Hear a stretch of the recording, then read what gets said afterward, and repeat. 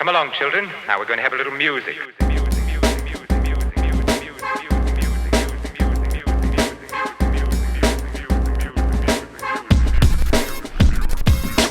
What is up, guys? Welcome back to the First Cut Crew. We are here to talk about a movie called The Lodge, which was somewhat recently released on Hulu, and it has caused quite a conversation around film Twitter and the social media atmosphere. I haven't had the opportunity to check out this movie, but my two co-hosts have, and I want to get your guys' general thoughts. Apparently, the third act is pretty big.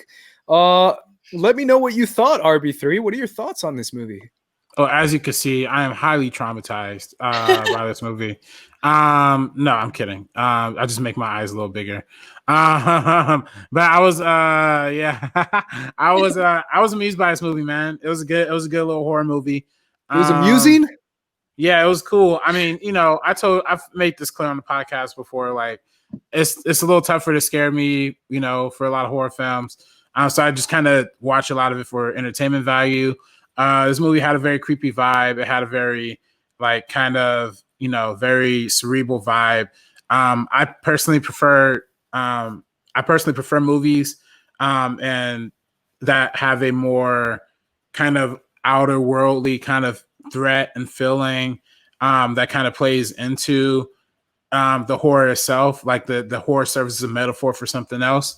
And Hereditary saw a lot of that was like Satanism and worshiping the devil. And in this movie, it was a lot about cults. And I've always found cults interesting. The PTSD from being in a cult is probably horrifying. And I've never really seen that explored in a movie before.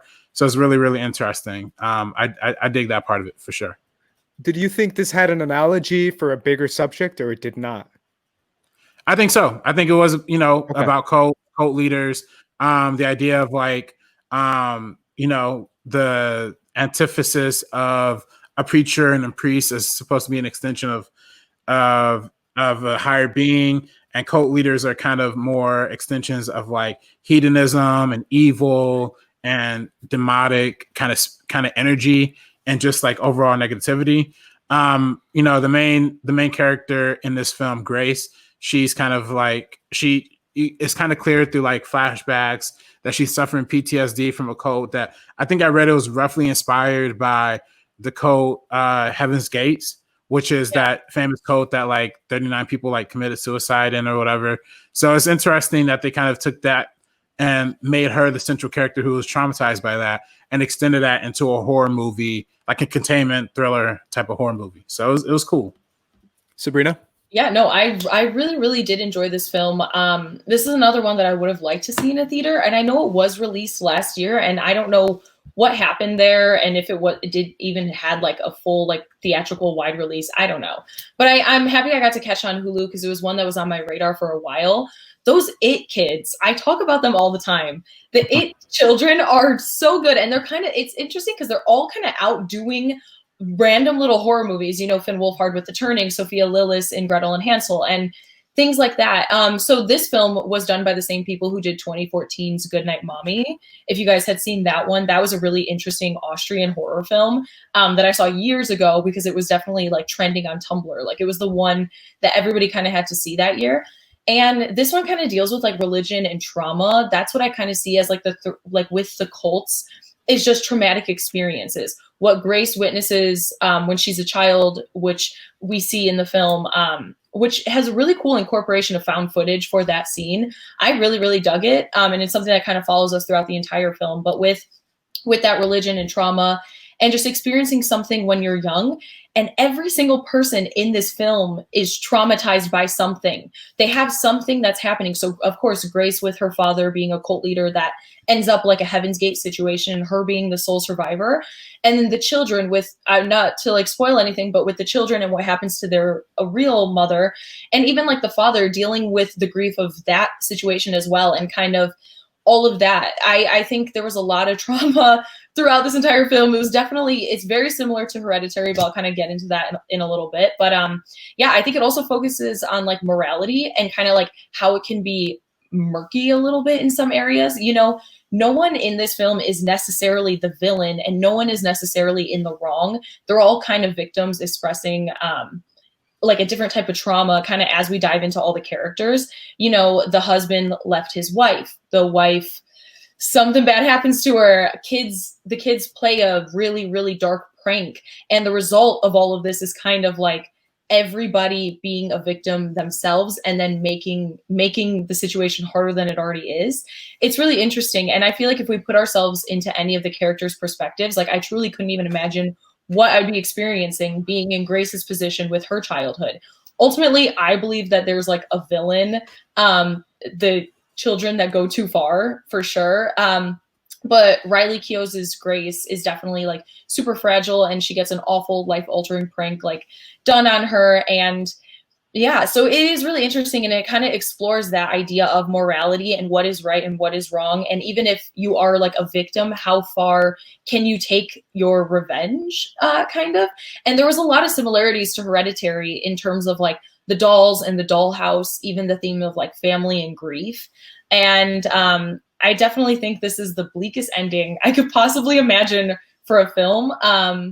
It's really interesting. I have never had, I don't know, because RB3, I know you've watched it. How did you feel about that last scene?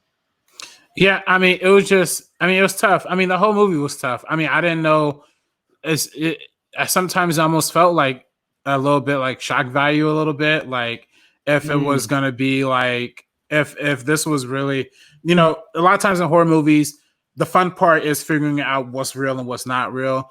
But I guess it's both a compliment, but a little bit of a detriment. It felt like everything here was real, and that makes it like, I mean, I feel like it was trying to go places that were like too dark, almost in a way. Like, and maybe that's just me. Maybe I have like, because it deals with, you know, outside of like cults and religion and all of that stuff, it deals a lot with suicide too. And it's like, it kind of ends in a way that's like really, like, I don't want to say abrupt, but it ends in a way that's like very, it doesn't leave you the most settled. But typically with movies like that, I mean, some movies I like that do that. Like I love Uncut Gems. It kind of has an unsettling ending. And you know, some movies, and even like The Witch, I think has an unsettling ending. And I really enjoy that one. Other ones, there are other movies that have unsettling endings that I'm not particularly fond of. But you know, this one was cool. It was a cool movie.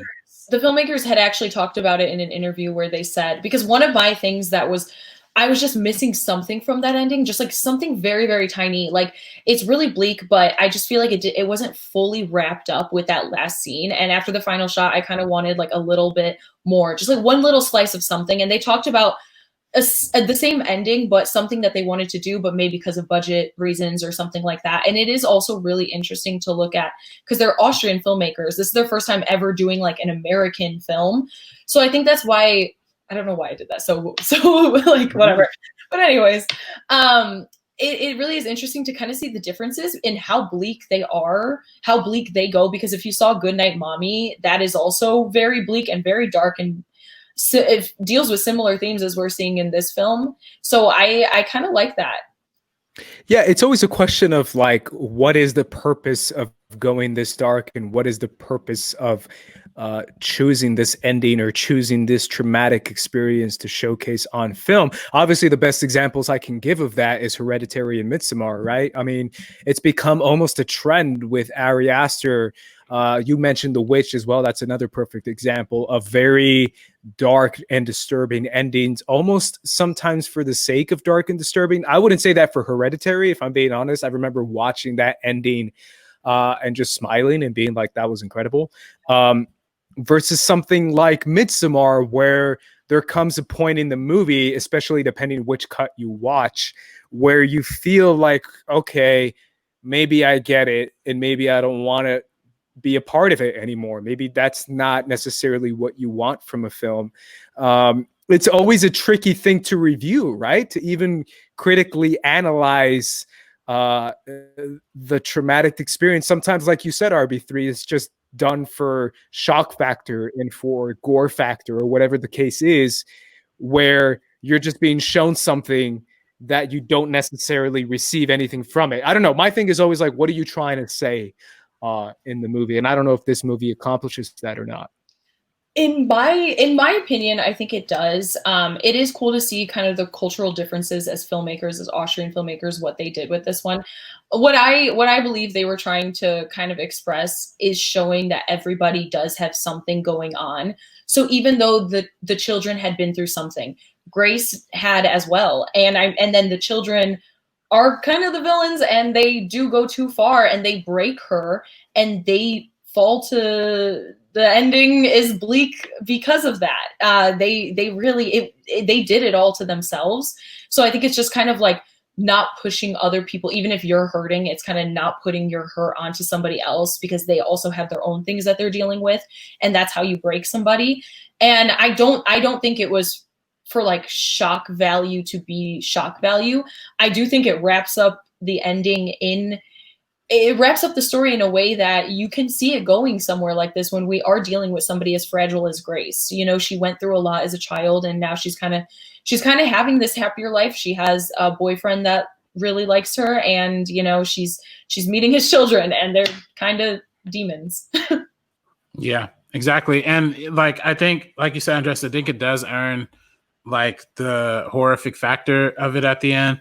I do just think that, I think for me, what keeps this movie from being like a great horror movie, in my eyes, is just almost, and I don't believe it's any fault to the film itself. I think it's just bad timing, but it does remind me a little too much of Hereditary, just in like the color palette, like you said, the aesthetic with the dolls, the kind of like overall like draping and dripping bleakness that's over it.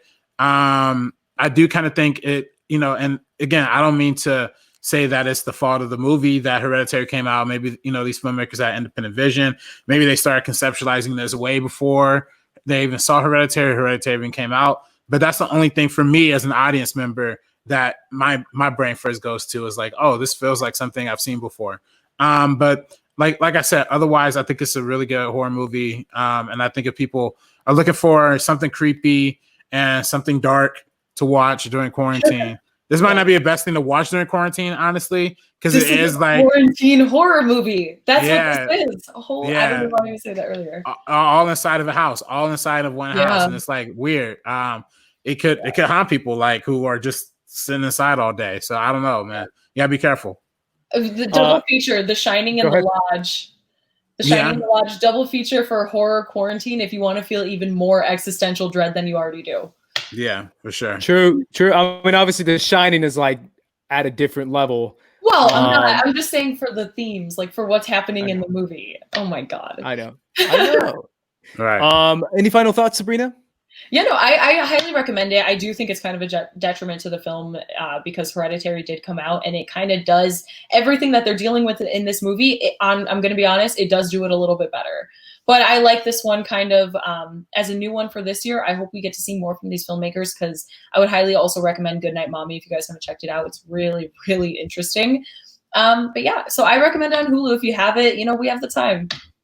There you go, guys. Yeah. If you haven't seen this movie, or if you have seen this movie, let us know in the comments down below. What did you think? It's on Hulu right now, so do you want to check it out if you haven't seen it? But either way, guys, subscribe to First Cut, our YouTube channel. That's where you can find more movie reviews, and you can find us on social media at First Cut TMO. I am at Squad Leader Ace. My buddy RB3 is at Director RB3. And I'm at Sabrina X Monica. There you go, guys. For the First Cut crew, I'm Andres. This is RB3. I'm Sabrina. We're peacing out. Peace out, guys. You have nothing to be scared about.